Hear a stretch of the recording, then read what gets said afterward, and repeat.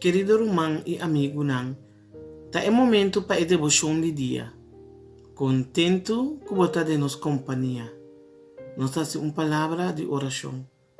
Tata eterno, o Senhor, dentro de 1 Coríntios 3, Senhor, você conta-nos a definição de amor.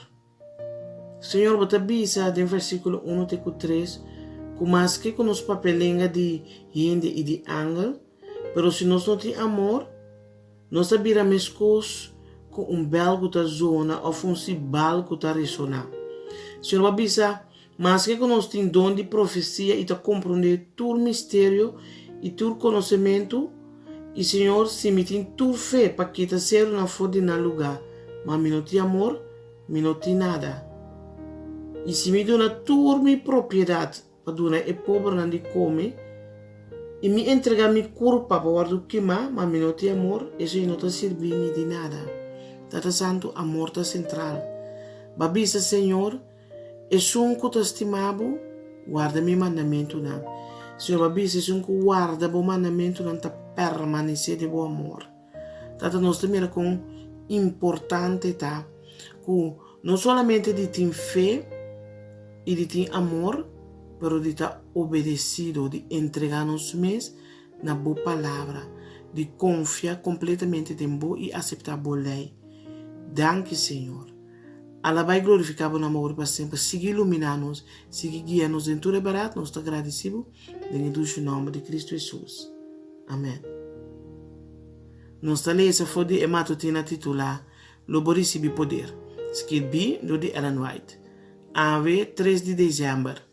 Tema: felicidade de servir nos capitão. Luta é bom luta de fé. Gara é vida eterna para qual bo awardo yama. E bo aduna é bom testemunho de presença de roupa e testigo. Promete Timoteo capítulo 6, versículo 12.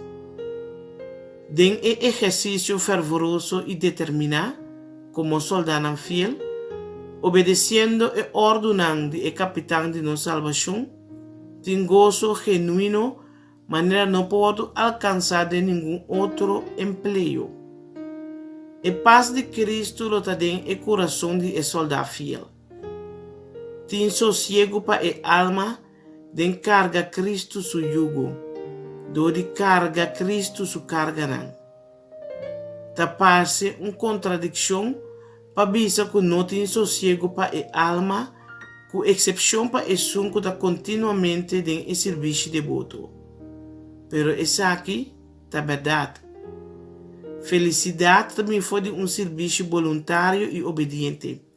Caminatura e poder de nós ser, move de uma ação feliz, harmonioso, de obedecer nos capitães su ordenança.